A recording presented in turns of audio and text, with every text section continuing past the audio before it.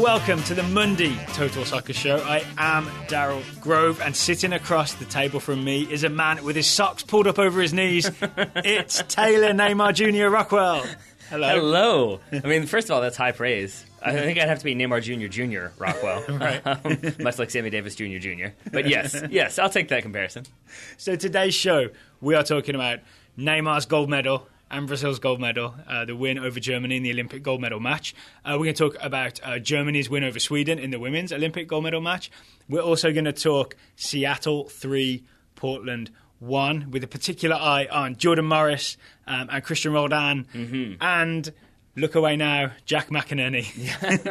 We're going to talk about that Fernando Adi, Jack McInerney situation. Yes, we are. And then we won't be talking so much about Premier League today because there was so much soccer this weekend. I texted you this, right? You did. There's too much soccer this weekend. We're going to break it up into two shows. And I think my favorite part about that was that you texted me, there's so much to talk about this weekend. And then Brazil won the Olympics, and I said, I think I know which one we're going to lead with. And you said, which one?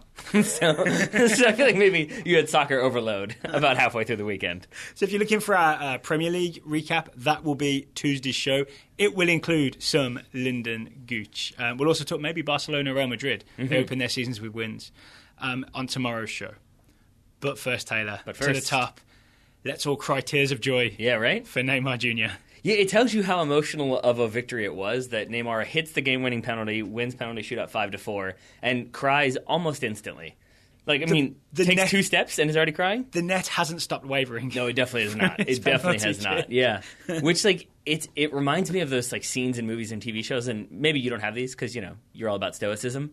But I definitely have these moments where I'm like, why does that make me get all emotional? It gets real dusty in this room when that happens. And I wonder if it was that where he had just kind of kept everything contained for as long as he possibly could. Yeah. And then he had 30 extra minutes that he had to contain it, and then he had the penalty shootout. Mm-hmm. And it maybe was just sitting there and he didn't know, and then all of a sudden it hits the back of the net, and boom, there's the emotions. Well, did you notice, so he scored the opening goal in the first half, roughly midway through. It was that great free kick. We'll talk about all that in a second. He celebrated that goal, which is very early in the game, like it was some sort of World Cup winner. Well, I think Did you notice that? Yeah, and I think that celebration made sense to me because, first of all, it was at the time an Olympic winner, so there is that. But I think it was also, everyone knows, he is the focal point of this team. He's the captain. He's the most known player. No disrespect to Renato Augusto or Marquinhos, but still. None taken. Yeah, but I think you see the way he celebrates, and it seems like a captain celebration of we're here, you see him hitting the badge and pointing to the ground this is ours, this is our time. And I think it's meant to rile everybody up and motivate everybody. And I did like that it wasn't so much of the me, point to my own name. It was a much more, we're doing this, let's go Brazil. Yeah. So I think this is the thing I want to talk about, right? This win, this Olympic gold medal win, it's Brazil's first ever gold medal for soccer. It completes the set of all possible trophies that the Brazil national team can win. This has been a thing that needed to happen. It doesn't quite rub out, but it at least is some reversal of the 7-1, right, from the World Cup when they hosted the World Cup in 2014, a game Neymar couldn't play in because he'd got that kick in the back and he was out, right? And it also somewhat represents a fresh start for Brazil. Yeah. I'm not sure that it actually does, but at least it feels like a corner has been turned and Brazilian soccer is positive again after a rough World Cup, really rough, the worst it could be. Absolutely. And then a not good Copa America Centenario where they failed to get out of their group. Let's underline that and remember that. I mean, it was a Brazil with team. all due respect to Marquinhos and Renato Augusto. Truth. It was a Brazil team that needed renovation, much like the office next door. If you're wondering why you're hearing loud renovation noises. We never know whether these mics will pick that up or not. Yes, we don't. But just in case you're wondering, Daryl did not just throw a pile of metal onto another pile of metal as a celebration. But I'm not ruling it out. But it is how crazy, things can swing. And even in this tournament, you had people booing Neymar in those first 2 games. You had people chanting Marta when Neymar would get the ball. Well, Brazil failed to score for the first 2 games. Right. And so to go from that to winning a gold medal, it's a pretty dramatic turnaround in one tournament. Will those kids be crossing out the Marta, Neymar? They just keep crossing out and writing in a new name. Yeah. Eventually, they'll just take it back to the store and say, I think someone broke this. And then they'll learn the importance of writing in pencil. Worth noting, you shouldn't have to play your men's team off against your women's team. You really shouldn't, right? That's kind of frustrating. Support both. That would also be allowed. How about Brazil, or how about Neymar and Marta? Yeah. You could have both. And then you get 2 teams to support. Yeah, beautiful. So should we zero in on the game itself? Sure. The thing I really want to talk about is, and this involves Neymar in a big way, the sort of tactical switch that Brazil did, which is what kind of turned this tournament around for them. Sure. Which coach, is it Rogerio Micale, essentially went to what everybody has called a 4-2-4. Mm-hmm. So you ended up with Wallace and Renato Augusto as your two holding midfielders. Mm-hmm. And then you have Neymar, Gabriel Jesus, is how I believe you should pronounce it, Gabriel Barbosa, Gabigol, and Luan. Yep. Sounds like a character from King of the Hill, but it's not her. As your front four.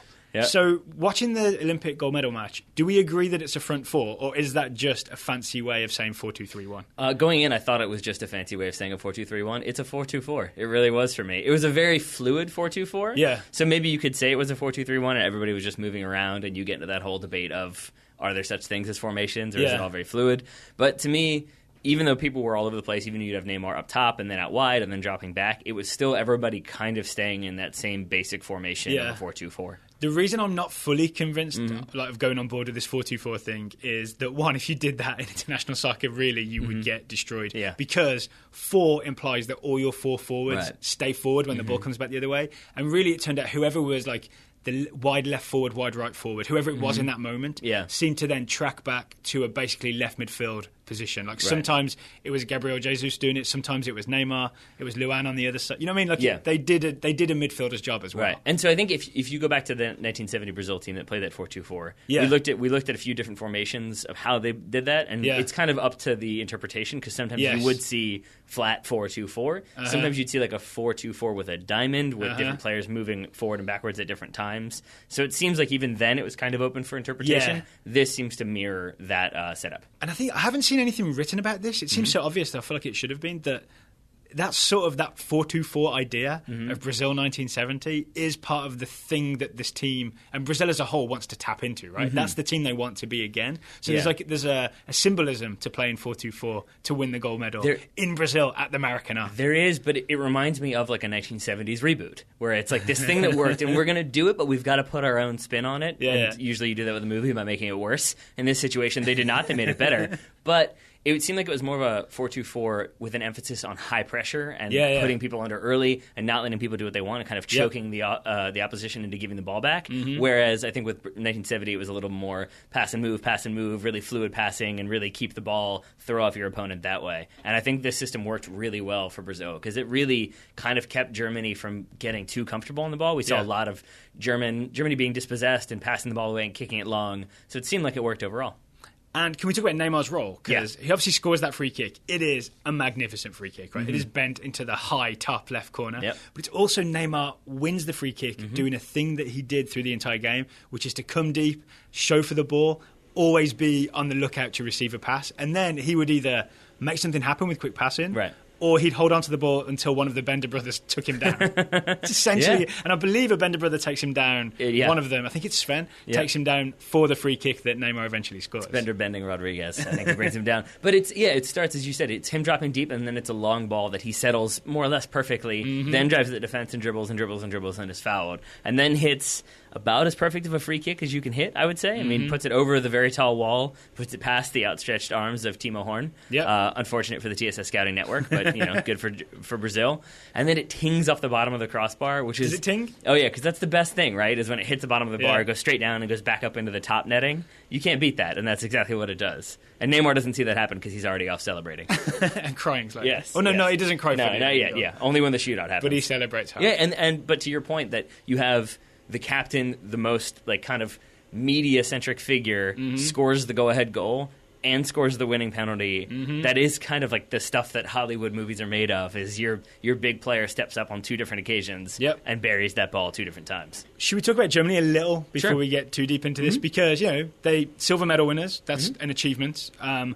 They were in this game for long periods. Max Meyer scores the equaliser in the second half. They were full of very exciting Total Soccer Show scouting network really were, talent. A lot of them came good on the day as well. Yes, and it's another example of how I'm terrified of Germany for the foreseeable future, because it's just so many good young players in there that clearly look like a team, that look like they understand what they're doing and can kind of figure things out. You mentioned Max Meyer's goal.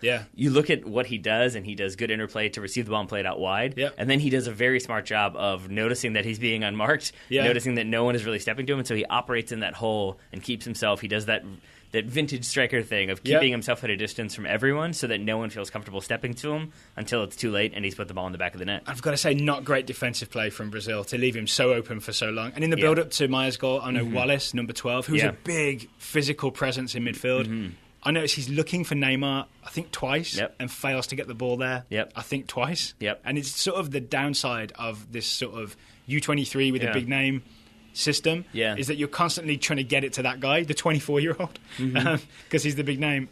And it doesn't always work. Well, and it felt like this game was a game of nearlies that maybe wouldn't be nearlies if it weren't a U23 tournament. Because even that rush to get it to Neymar is because Germany have kind of bit on what Brazil were doing and pushed people forward. So in that situation, their center back has pushed all the way forward to try to create something. And that's why Brazil are trying to transition quickly, because they're like, oh, we've got an advantage, let's play to it. And whereas maybe that senior team finds the ball to feet and goes, in this situation, they turn it over twice and then eventually concede a goal. So can we talk about a question we got on Twitter from Jeremy? Sure. So you saw the emotion of Brazil winning the gold medal, celebrating hard, big stadium full of people crying, so much happiness. Jeremy asks, did Brazil make Olympic soccer relevant again? I don't think so. For me personally, no. I'm going to say yes, but only for maybe 48 hours. Yeah, right? And that's what I mean. And that to me isn't relevance. It's short-term relevance based on, oh, that result happened. But it's not going to do enough for me to be really excited about Olympic soccer in Japan in the next iteration of this tournament. I think that's the key thing, right? It genuinely did mean a lot to Neymar and to everybody on that Brazil team, and to everybody in that stadium and to everybody in Brazil. But this is a thing of the host nation of the Olympics getting to the gold medal match, winning the gold medal for the first time in history. If that, like, Brazil go to 2020 in Japan, I think it's in Tokyo, the stadiums won't be as full. No. If you notice the other men's Olympic Games and the other women's Olympic Games, half full. Like US versus Sweden, quarterfinal, that's a World Cup game, that stadium's full. Olympic game, hardly anybody there. And I think a big part of this game that everybody enjoyed was the atmosphere, that it was very feisty, it was very competitive, it made you kind of enthralled. And a big part of that is because you have a giant stadium full of yellow-wearing people, you know? And and you have that World Cup semi-final that adds a whole layer of history to this. And it raises it up like 5 stories higher than it was before. And so, and again, I think that the thing for me was that there kept just being little things here and there of like, oh, right, you're 21. Oh, right, you're 20. And that's exciting to see the next generation. But it definitely doesn't hold a candle for me to the World Cup, where I think, and again, it's a problem for neutrality that the U.S. men aren't playing. So in the men's game, I didn't really have much to root for and much rooting interest because name me the biggest player outside of Neymar. It's kind of tough. At the Olympics this time? Yeah. I mean, it's a difficult task, I think. It's Carly Lloyd? In the men's bracket?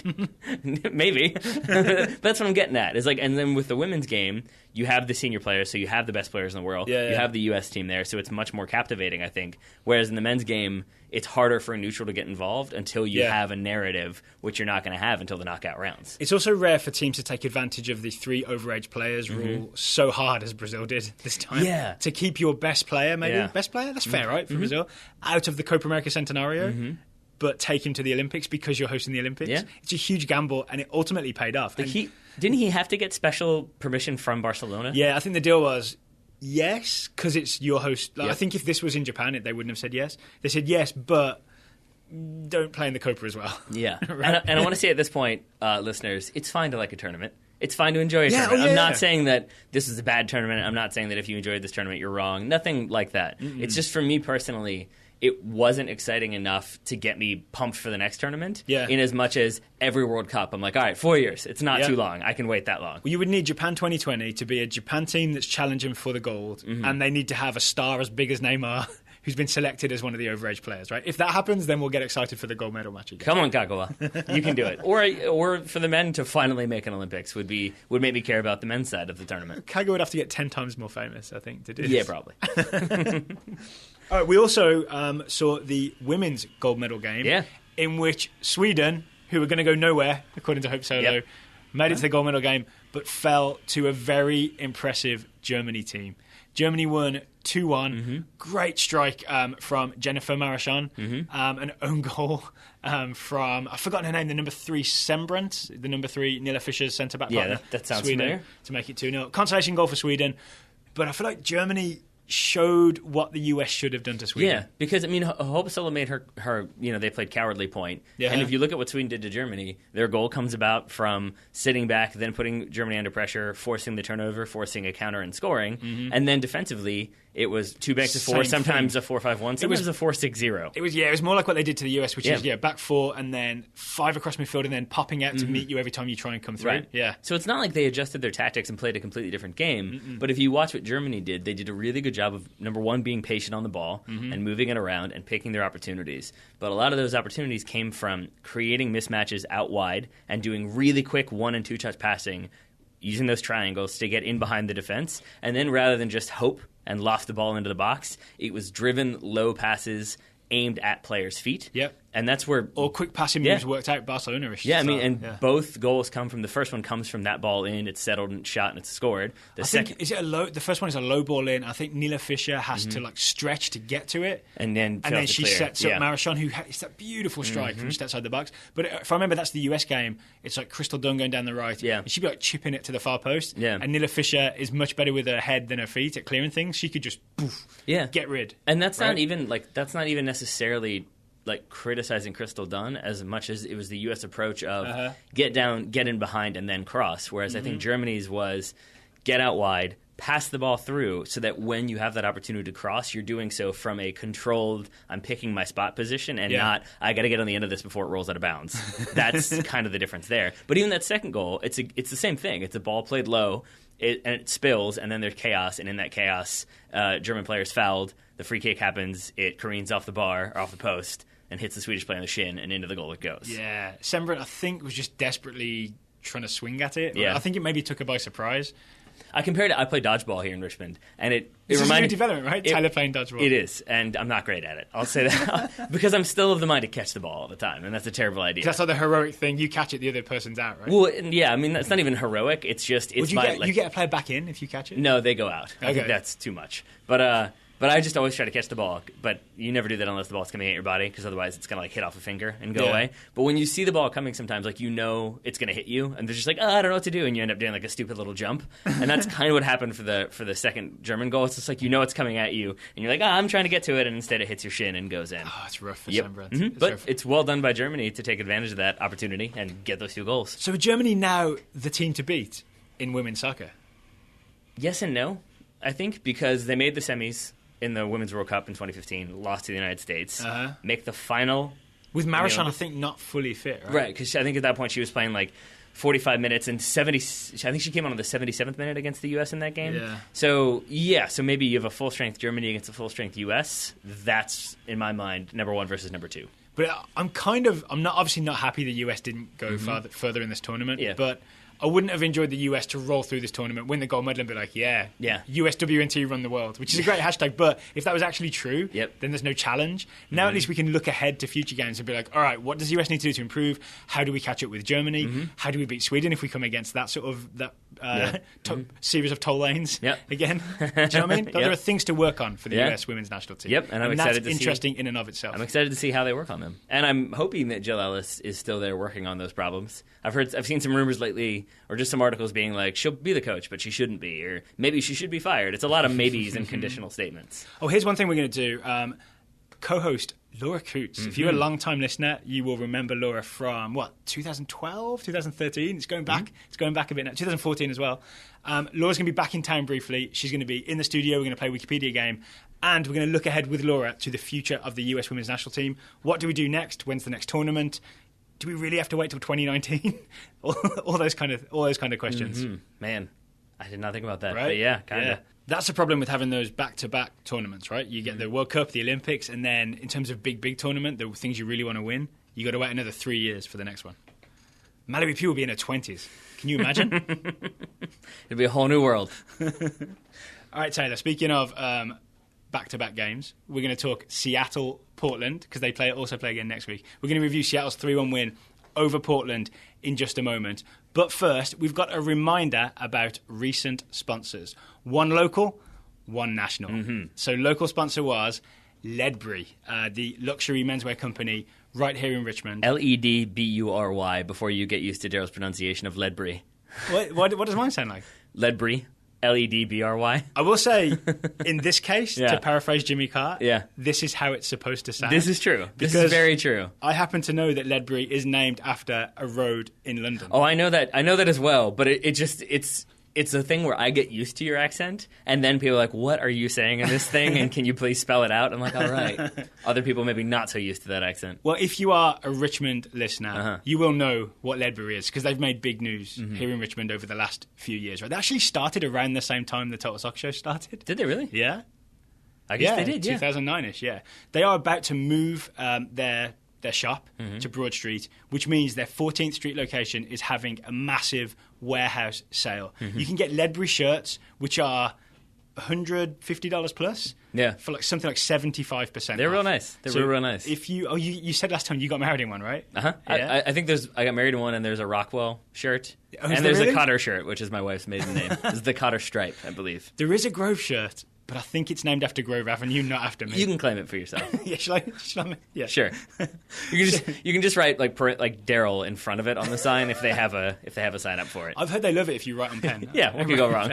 So yeah, at the old location, the soon-to-be old location, 14th Street in Richmond, next to Le Diff, the Ledbury shop, starting Wednesday, August 24th at 10 a.m. and going all the way through to Saturday, up to 75% off everything in the store. Yes, and we've had some questions about how can you participate if you don't live in Richmond, Virginia. It's going to require some Travel? sort of mechanized conveyance. Yeah. It would be my best answer. But yeah, I mean, if you're in DC or Raleigh, get a quality shirt for the 70% off, 80% off. Yeah, it's worth it. I think it's worth the ride from couple hours away Yeah. if you're going to stock up. Yeah. Right? Mhm. Because it's one of those things where the more you buy, the more value it is. This is true. Yeah, but if you're in the Richmond region, we just want to make sure you are aware of the Ledbury sale starting on Wednesday, 10 a.m., August 24th, 14th Street, next to Le Diff. So them's the local sponsor. Should we talk national? National sponsor from Friday's show is Fucci, the Fucci Rebounder. We love Fucci because, one, they stuck with us all the way through Copa America and Euro 2016. Two, they gave us a Fucci Rebounder to play with. Yep. And we played with it. They did. They gave us an avenue for playing soccer outside of our office hallway. Yeah. I mean, so He technically... says hoping that building management isn't listening to this show. That may be why they're doing construction. Maybe they're building us a soccer tennis court out there. Seems unlikely, but it's All possible. right. You never know. I was thinking, technically, since we were earning money from the ad when we played Fucci and filmed it, No, we're not professional. we were footballers. professional. No, we're not. Professional footballers, professional Fucci players. Sure. That's the way I think you should probably take that. Yeah. So we just wanted to remind you about Fucci. You can go to Fucci.com, FUTCHI.com. Use coupon code TOTALSOCCER for 15% off. There will also very soon be a new video of Taylor and I in a Fucci battle. It's my job to edit it. I didn't get to it over the weekend. It will happen Monday afternoon and will be on YouTube by Monday night. I can't remember if the train makes an appearance or not, because it is filmed alongside the river with an above-ground train track. I mean, okay, yeah, there's the trains. There's we are briefly encircled by a Segway gang. That which did is, happen. Which is threatening for a moment. A little bit. and it's a credit to Daryl Grove being a gentleman, because I think I was like, should we keep playing? He's like, well, no, we should pause in case it goes over the net and hits one of them. And I think my response was like, they've got it coming. They know what they did. It would have been a real good test of the gyroscope on a Segway. This is true. How well do they work? And of course, we were also surrounded by Pokemon players. Yes, people, that too. or at least people randomly staring at their phones, walking into things. Yeah, it was it was always weird to see a group kind of descend on one location together, because it was this weird combination of like aggressive teamwork where no one really wanted to have to interact with anybody else, but they were sort of forced to by the situation. So these people that don't know each other, but they've come to some sort of poker stop, he says, not really knowing the terminology. Oh, that's almost certainly not haven't heard it the term. I think they were all hunting for one, and they knew there was one in the vicinity. Okay. So they were trying to find out. I at least know I'm doing better than my father-in-law, who calls them Pokemon, and plural Pokemon. Could be. He could go like Pokeman. That'd be worse. Yeah. All right, so once again, Ledbury is your local sponsor. Sale starts Wednesday, 10 a.m. Fucci is your national sponsor. If you want a rebounder, Fucci is the way to go. futchi.com, coupon Total Soccer for 15% off, and check our YouTube channel for the most recent video. And it really punishes you, Fucci, because it teaches you to hit it on net. Otherwise, you have to run really far to chase the ball. It helps you work on your maybe finishing ability, and it's maybe something that Jack Mack could have used on a couple different occasions. Oh, let's not be too hard on Jack Mack. Maybe we should. All right, so Seattle 3, Portland 1 was the score in Seattle Sunday night. It was the Fox Sports 1 game. It was our first full dip back into MLS, right? Yeah. We were like, all right, this is a big game. This has implications for the playoffs. It's a rivalry. A lot of potential US men's national team players. There aren't 4 other major tournaments happening. Yeah, there's that. So we were excited to get back to it. Yeah. Seattle win. It's, 2 goals from Dempsey, one of them a penalty kick, and a goal from Roldan with his head, and a consolation goal from Fernando Adi, who came on in the 70th-ish minute, scored that consolation goal. 7th, I think, maybe? And did a lot better than Jack McInerney. Yeah. And there is definitely a story here, because the way that the Timbers play under Caleb Porter definitely needs a big target man, right, to make that whole thing work. And Fernando Adi, for some reason, did not start this game. He was, quote, a late scratch is the thing I kept hearing. Is that a common phrase, by the way? Or did one person use that and it's spread? I think it's, the time I've heard it the most is in horse racing, where you have a scratch when the horse isn't running anymore. Right. And maybe that's a general sports term that I don't know and just assume it's horse racing. Yeah. But my I have an image of Caleb Porter furiously scratching the name. That could also be angrily, yes. Yeah. But that would be my answer. It's horse racing that is then extended to other sports. So Adi was a late scratch for Jack McInerney. Yes. But why was Adi a late scratch? Because Well, he was not injured. That's what's confusing. So there's a couple different Twitter accounts and people in the know when it comes to Portland soccer saying that Fernando Adi missed the flight from Portland to Seattle and that he was a late scratch as a result. Was your first thought, they didn't drive that?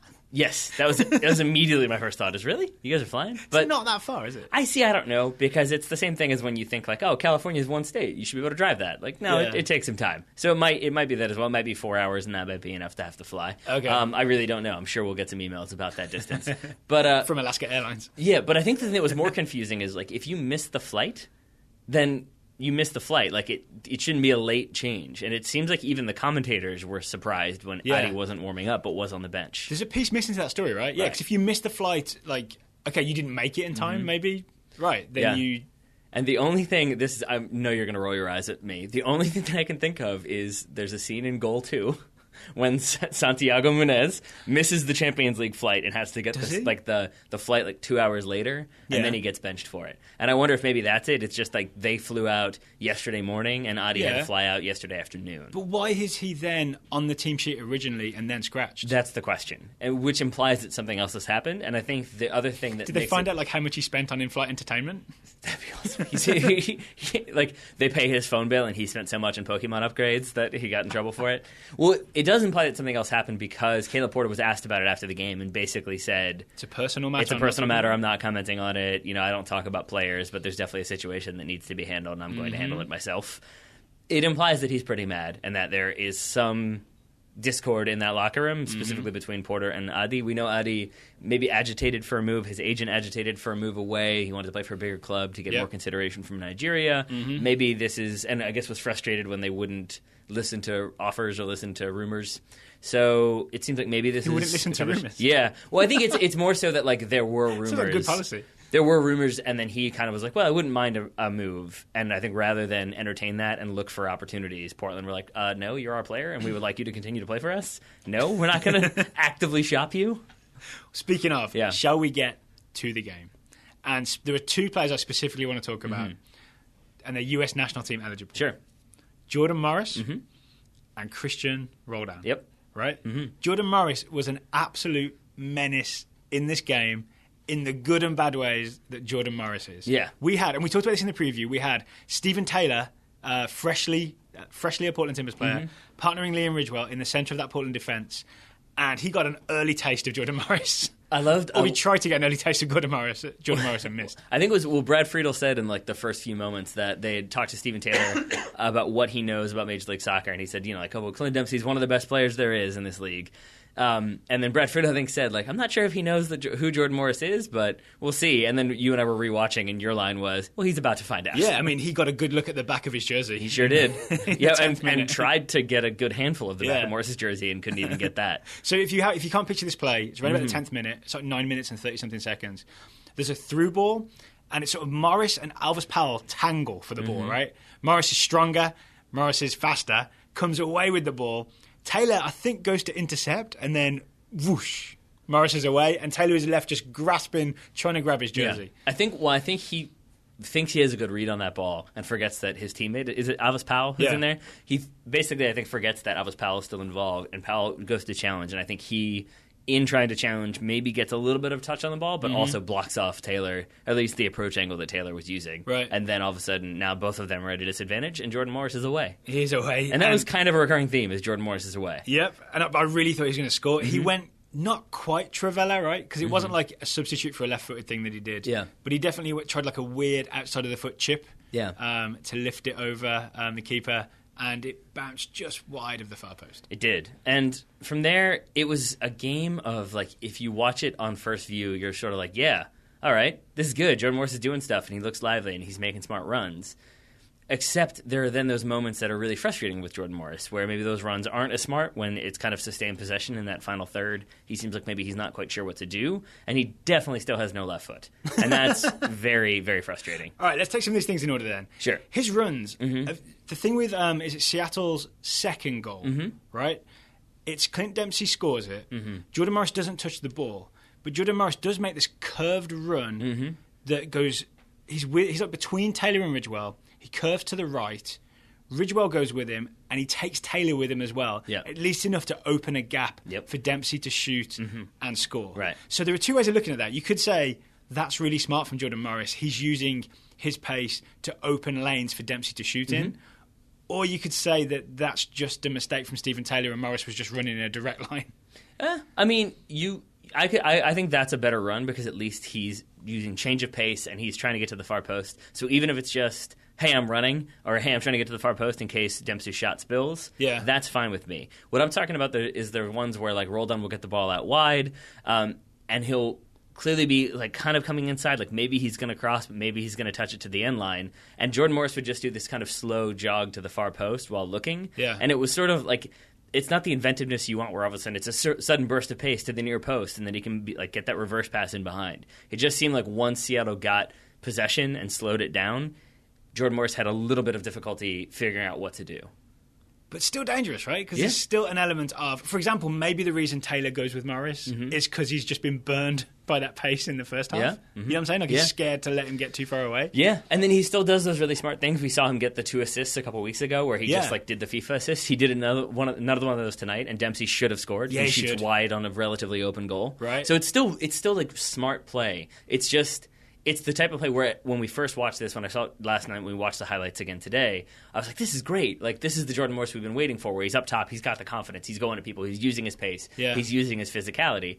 And then really once we watched it like the 10th time of some of these sequences, it's a little more like there's that great run where he picks the ball up and kind of battles his way in a big diagonal. Yeah. Big diagonal that's kind of like 60, 70, 80 yards maybe, and he fights off people and wins the ball back, and it's very heroic. Then you watch it again, and it's like, well, that's a bad touch, and then he missed a pass, and then he lost the ball and fought back, and then he desperately tried to cross it, and the cross didn't come off, but then he gets the ball, but then he gets fouled. And it becomes a little more like, well, is that cleverness? Is that using his strengths, or is that him overly relying on his strengths and not really being aware of what else is happening? I think it's the latter. Right. And his strength is literally his strength and his pace, right? Yeah. And I mean, and it works for him. But you do wonder if like there's going to be that next level development. And I would say the most worrying thing for me was there was a great sequence that they had where I think it was like Roldan splits a player, finds Ladero does the little back heel, and it's all these opportunities. And then it eventually goes to Morris, who, if he takes a quick touch and shoots with his left foot, it's a shot at least on target, probably in the goal. I think he has one defender directly in front of him. Yeah, if he just touches it to his left, he has a shot at Gleason. He really does. But it looks to me like it never even occurs to him that is an option. See, I think it's even worse than that. I think it's that basically the ball gets to the position where he could hit it with his left, and you see him be like, no, I don't want to do that. And then he like takes another step. He tries an outside of the foot pass to Dempsey that doesn't get there. Yeah, basically he tries to pass the ball with his right foot to Dempsey, who's got a man between them. The guy intercepts it. So again, I'm not trying to just like hate on Jordan Morris because there was so much to be optimistic about with his performance. Yeah. But I think it was just up and down, and there was a lot of there's a lack of polish overall that maybe there wasn't with, say, Roldan, who we've talked about a little bit. Yes. So Jordan Morris, effective, mostly good game.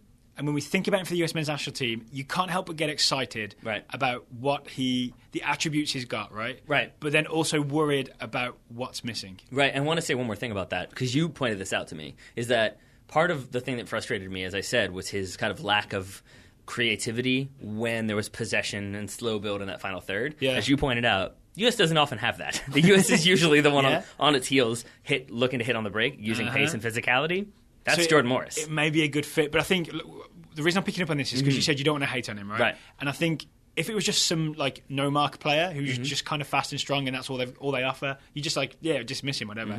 There's enough there with Jordan Morris that we're excited about the complete player he could become as he gets older and more experienced and basically better at soccer, right? There's potential there, and that's why it's frustrating that it's not there yet, because we are impatient people, we are soccer fans. Yeah, and I think it's also that, Seattle have had this kind of crazy season where it's been up and down, and it's a new coach, and it becomes the sort of thing where, like, we've talked about this 8 million times, so I apologize, but I'm moving house, and there's all these projects that we want to do, and it's sort of like, we'll work on that once, like, this isn't broken. You think Jordan Morris' left foot is like... it's like we're going to get to that once we're not out of the playoff zone, okay?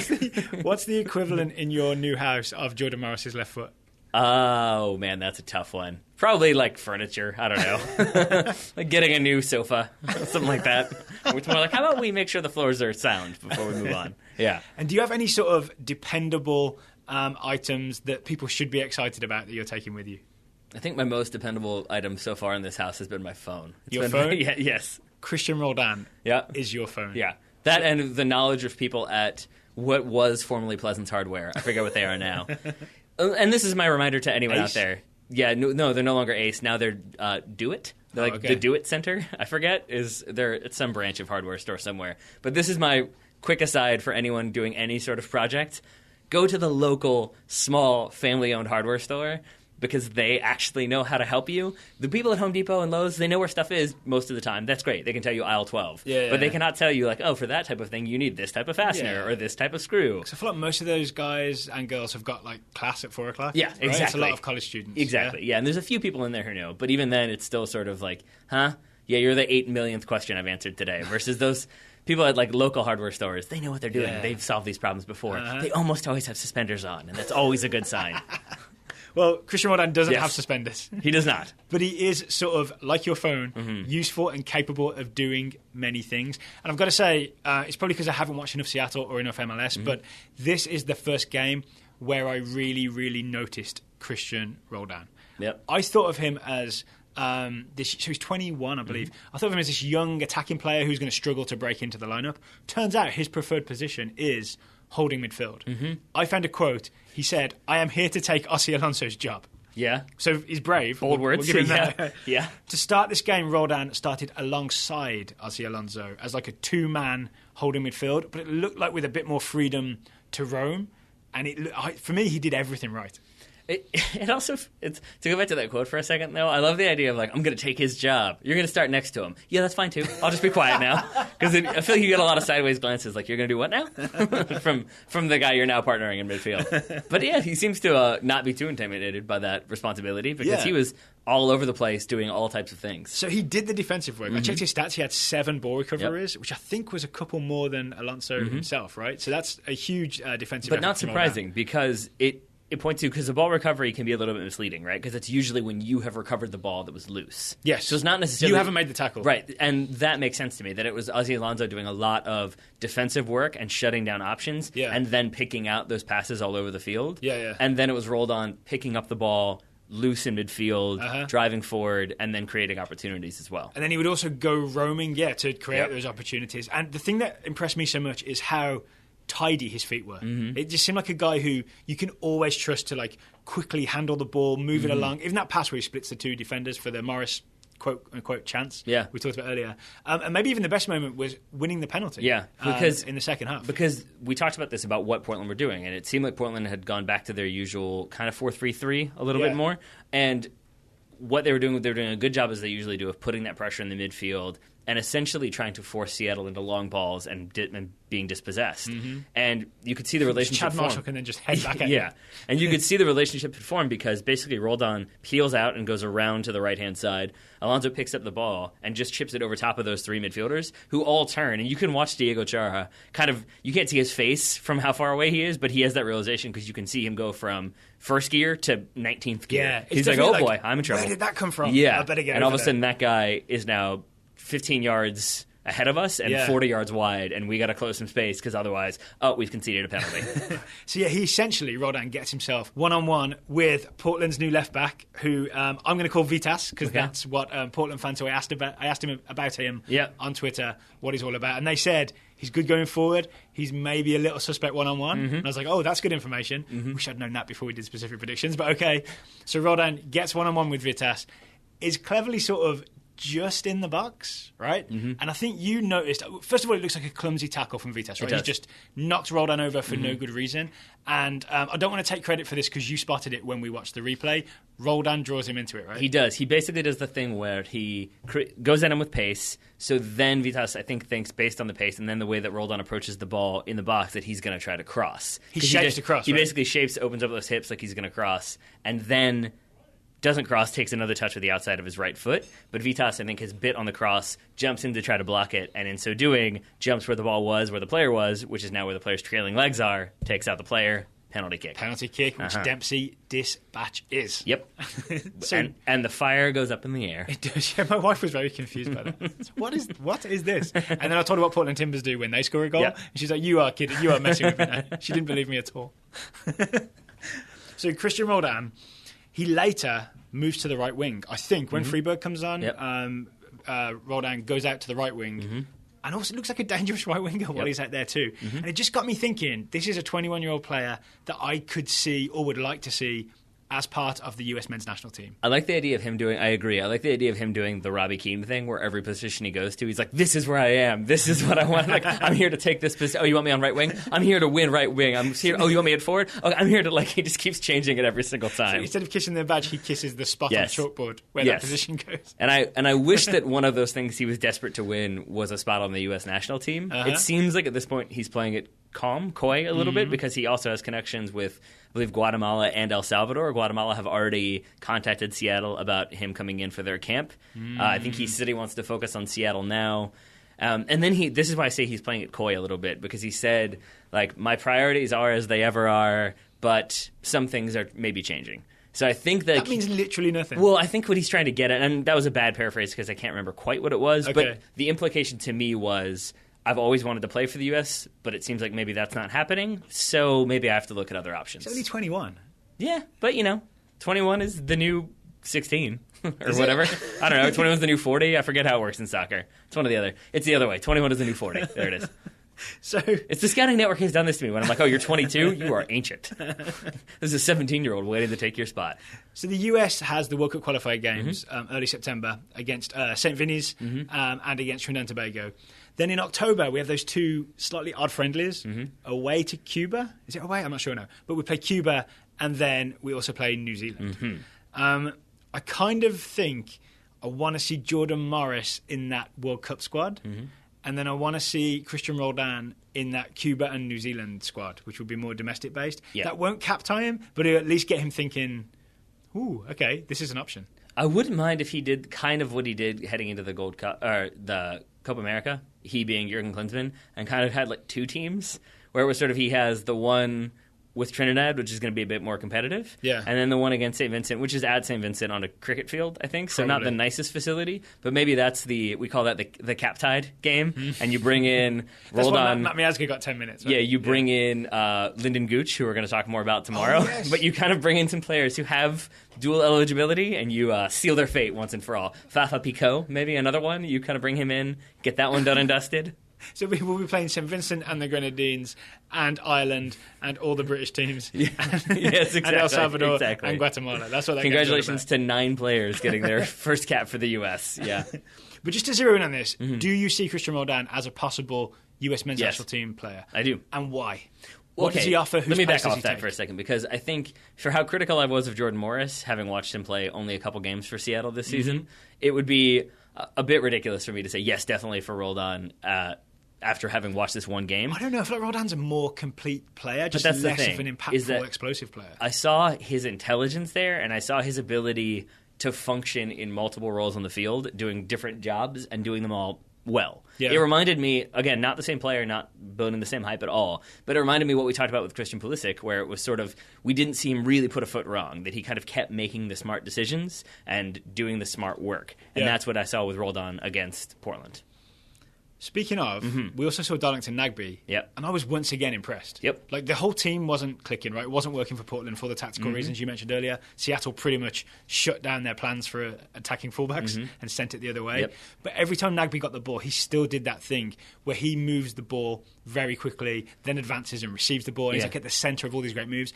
And he had a few dribbles. There was one time when Marcelo Alonso just knocked him over and took the ball off him. Yeah, that'll happen. But there were also moments where he did that thing where he was gliding past people in a way that looks almost supernatural. I mean, the the consolation goal, he picks up the ball, dribbles 10 yards, and then plays a 40-yard ball, splits two defenders narrowly into the path of Valeri. Valeri plays it to, eventually it gets to Adi, and Adi scores. Yeah. So you could say that Nagbe kind of bypassing that Seattle midfield, getting that ball forward as quickly as he did, and as intelligently as he did, is what leads to the goal.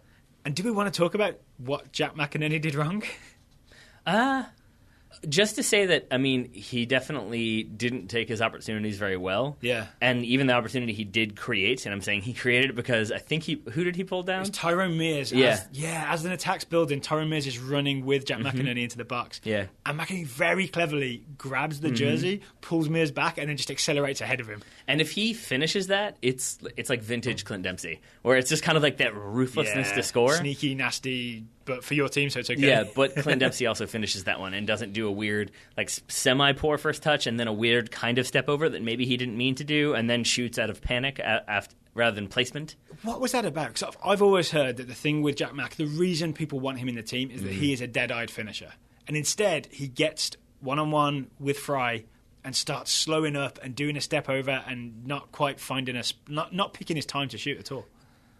This is based on nothing other than like my read of the situation, and I do wonder, number one, if he thinks he's going to get called for that foul. And so when he doesn't, he's got guilty confidence. It's just more so that like when you're expecting a whistle to go, it's the same thing as when you think you're offside. You kind of drop, even if you drop 10% from like I'm going 100% for this ball to like I'm probably offside, I'll drop to 90. Yeah, that 10% is a difference. And if he's not quite as sharp, if he's expecting a whistle and like listening for a whistle to see if he's being punished, he's not focused on his first touch. And I do think that first touch doesn't really set him up to shoot right away. Casey Keller, right? No. Brad Friedel. I always get confused who my goalkeeper commentator is. You usually say Brad Guzan. In this situation, I usually flip them, and then it's Seattle, so I went Casey Keller. Speaking of which, apologies to Casey Keller, since he's now been passed for career saves by Fry. Yeah. Good job by Fry. But I think that first touch doesn't set Jack Mack up to get that next shot to take it quickly, so then he has to do another touch and has to do this weird step over, and then he forces the shot when Fry is in a position to make the save.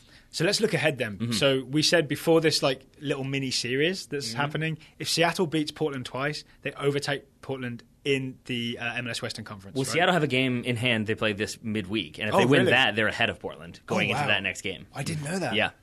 Ooh, that makes that game more interesting then, because now Seattle will have a little less juice in their legs, right? Because they're going to be running in midweek. It's away at Dallas, he says, hesitantly. That's rough. And then, that's a good game as well. Yeah, and then coming back to Portland. Yep. Is that game on TV? I'm going to have an eye on that game. We'll have to see. We'll have to check the schedule once we're done recording. If you're Portland, what do you do differently? And there's one very obvious thing. You figure out the situation with Fernando Adi. Get him back in that starting lineup. Yeah, and then I think you maybe call some doctors and see if there's any way to get a person recovering from a ruptured Achilles fully fit real fast. Nat Borchers. Yes, because my specific prediction was that there would be clear-cut opportunities or opportunity because you'd have Taylor debuting at center back, Liam Ridgewell coming back from injury, not looking so sharp. Neither one looked particularly sharp in this game, I would say. Both those things happened. There's a lot of poor communication and players, like we talked about with the goal, double marking and just not being comfortable, getting beat for pace. It looked very much like an aged veteran center back pairing trying to mark Jordan Morris, who was not wanting to be marked. Who had literally, just double checks, never played together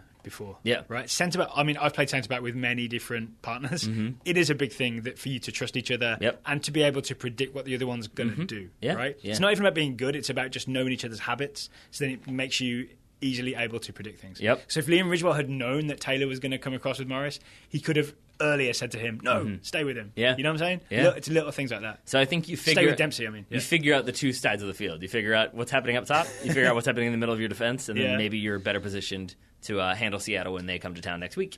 Oh, yeah. Okay, so we'll have an eye on that game as well. We're going to talk Total Soccer Show Scouting Network in just a moment. Just to let you know again that our Premier League review is going to be tomorrow. It will be the Tuesday show. We'll look at the Premier League. We'll look at Lyndon Gooch. We'll look at Paul Pogba's re-debut for Manchester United. His first start, I think it was. First start for Manchester in the United. Premier League, yes. A couple of goals from Zlatan. We'll review all of that on the Tuesday show.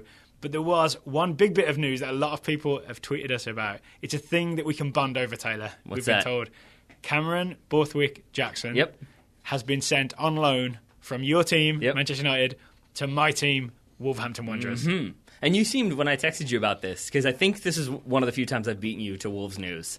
You hadn't seen this yet, and you seemed not thrilled by the move. Yeah, so I just watched Wolves beat Birmingham City 3-1. It was on beIN Sports Connect. I don't know if you know about this, but it's like a weird digital version of beIN Sports. You can only watch on your laptop or phone. But I managed to watch Wolves beat Birmingham. And I was impressed. Once again, I was impressed with the young Wolves defence, right? It's Dominic Iorfa, Danny Bart, and Courtney Huss, the three of the four defenders. And I really thought, Cameron Borthwick-Jackson's going to take one of those young Wolves defender spots. I didn't realise he was a left-back, right? You told me he was a left-back, right? Wolves' left-back, Doherty, is really a right-back just filling in. He literally wears number 2. You know what I mean? Yep. So I'm kind of more okay with it now because he's really going to be giving relief to someone who's playing slightly out of position. Yeah, plus, I mean, he looked good for Manchester United last season when playing under Louis van Gaal. And you also get to try to figure out how he runs. So that should be fun. Didn't you call him Raptor Arms? He does. First of all, he at least last season, maybe he's matured since then, looked a bit like Jaden Smith. We had a whole conversation about this during Rabble about how he looked like a bunch of different people combined. But he does that kind of arms up sort of run where it looks like his arms are a little bit too short. So he looks a little bit like a raptor. Yes, raptor, not T-Rex. His longer arms. So I guess we'll be keeping an eye on that. One thing to note in the Wolves game. All right, so there was a time when Wolves were 2-1 up, and this is a big local derby, by the way. It's Wolverhampton, Birmingham, two very close by cities. Jack Storer is coming off the bench for Birmingham City. Jack Storer, scouted by Gillian Avalon. Is he in the scouting reports today? He is not. No. So because Gillian's been sending in the reports of Jack Storer doing really well, suddenly I'm terrified. You got scared? Yeah, I got really scared. Because normally it's some kid's coming on, whatever. Then it's some kid's coming on, and I've been getting emails roughly once a week letting me know how great this player is and highlights. I'm terrified. I feel like this is Leroy Sana is what happened. Because this happened before, right? When you were watching a game with your friends. Yeah. And Leroy Sana come on, and they're like, who's this guy? And you're like, oh, God, watch him. He's really, really good. Yeah. And then he tore people apart. Yeah. So maybe you have that memory, so now anytime a TSS Scouting Network player comes on, you're going to be concerned. I really was scared for my team. Jack Storer sent off after about 5 minutes for being pulled into a headbutty kind of challenge, who's going to do it first. Jack Storer, he lunged, he got sent off. So it was a good weekend all in all. You get the 3 points. Not for Jack Storer. Well, that too. Yeah, but for you personally. Yeah. You get the 3 points, you get a left back, and you get the benefits of having George Mendes involved with your club. So I see, we've talked about this before, I don't want to go too deep into a Wolves hole here, but I see the George Mendes influence. The Wolves hole. I'm certain that the Borthwick-Jackson move is a George Mendes move. Yeah. Even though he's not Borthwick-Jackson's agent, he is Jose Mourinho's agent. He is. And George Mendes is involved at Wolves. I'm sure that's the connection. Yeah. Oh, yeah. I mean, I'm sure that's the connection as well. Because Mino Raiola, I forget how you pronounce his name. That's Paul Pogba's agent. He has become kind of the new agent. But for the longest time, it was George Mendes. And that's basically every Portuguese player that was playing at Manchester United, that was his agent. He brought them in. So you have that existing connection with the club. So it does make me wonder if he has that sort of, hey, I'm going to call Ed Woodward because I've talked to him 8 million times already this week and say, hey, by the way, that guy. Yeah. Can you get him to the club that my friend owns? Can we get Taylor Blackwell? Tyler Blackwell? Tyler Blackwell, sorry, yeah. Tyler Blackett? There it is. Tyler We got there Blackett, eventually. sorry. I don't know where he is, actually. He might be at Celtic. Because he was one of my favourites when... I think he was at Celtic last season. I really don't know where he is anymore. Tyler Blackett is his name. Yes. Thank you. Yeah, he was one of your favourites. That's why you know his name Apparently, so well. yeah. Google used to autocorrect it for me. I had that once, since I've teased you about names, I'll say, I had that once where we do the show description every time, and you teased me because it was the show description at the bottom of the page. It was a giant Fellaini, and you were like, let me guess. You copy-pasted Fellaini's name from somewhere else because you don't know how to spell it? That was correct. And then I forgot to delete it.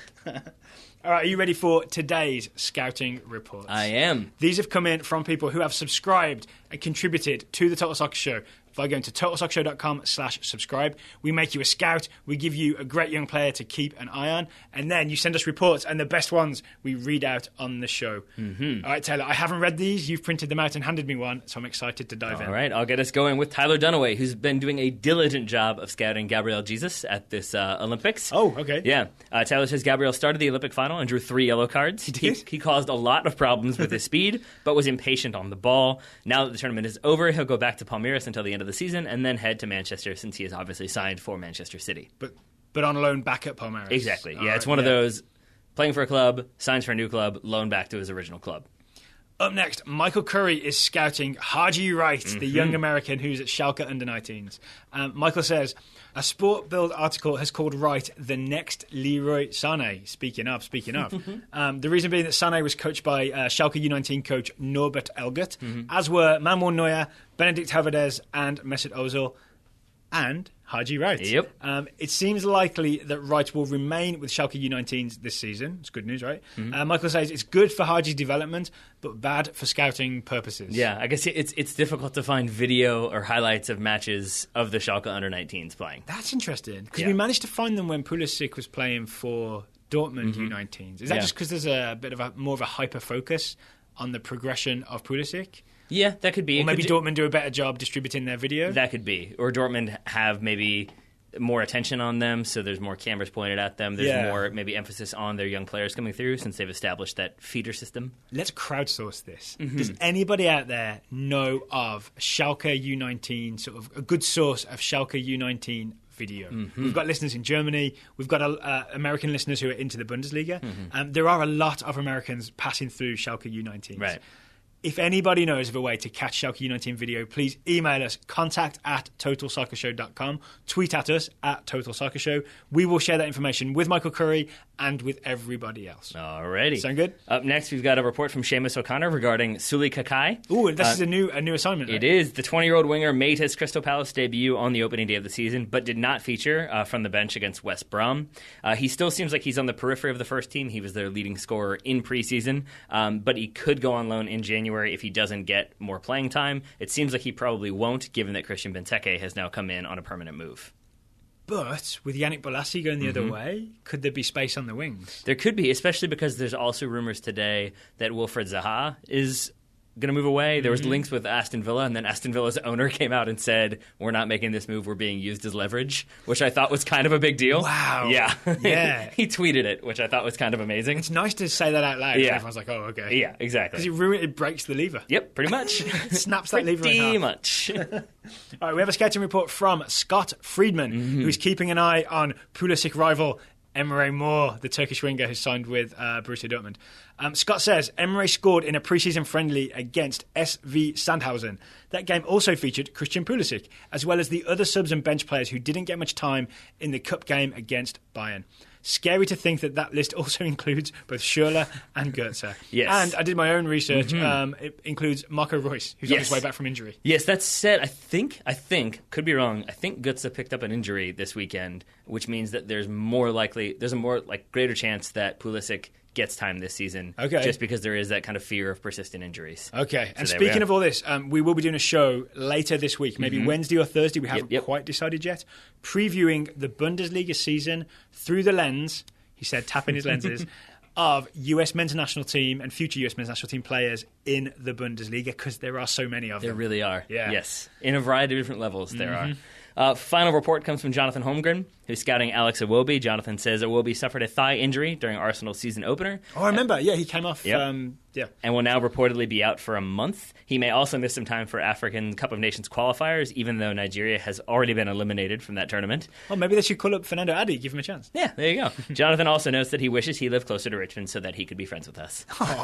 And we say all listeners are our friends, Jonathan. Yeah. But Jonathan did have another point that I thought was particularly interesting, that it seems like, barring injuries and being called up to the African Cup of Nations, Iwobi seems to kind of cemented his role in the first team with Arsenal. He's going to be in there consistently. So Jonathan was wondering, is there a point when a player has graduated? When do you come back and get a new player who's young and promising?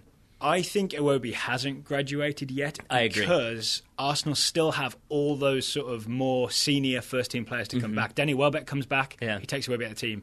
Mesut Ozil, Joel Campbell. There are a lot of players to come back into this team. Like when Giroud's fit, then Alexis Sanchez gets one of the wing roles. I think Iwobi's going to get knocked down the pecking order just by the return of senior players. Right. But he's very close. He is.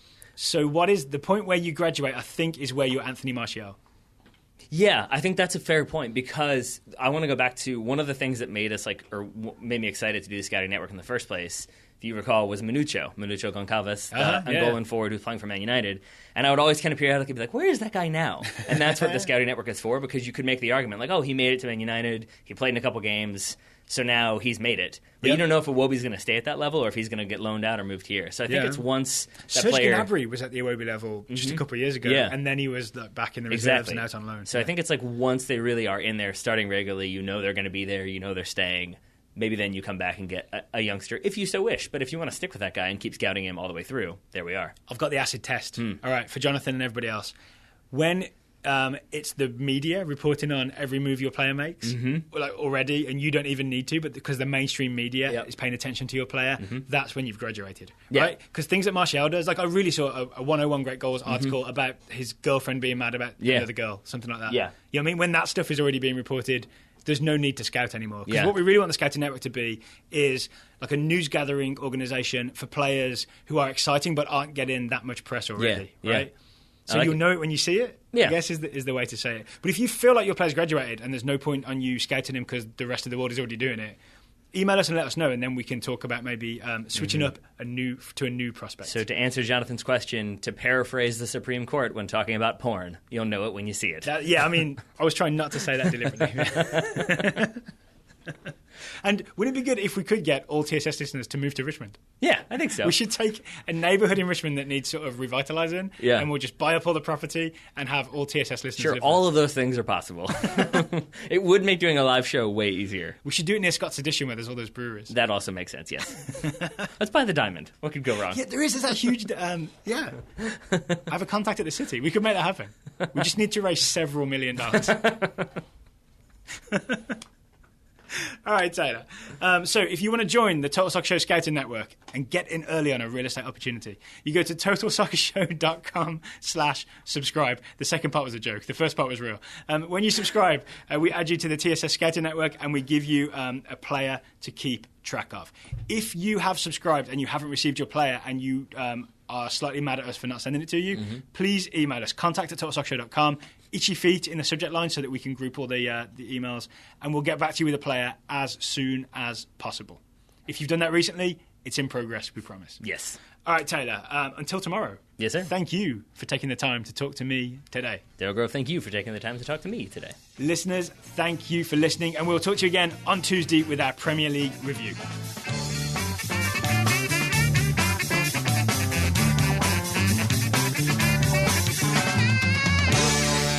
You gotta slice it.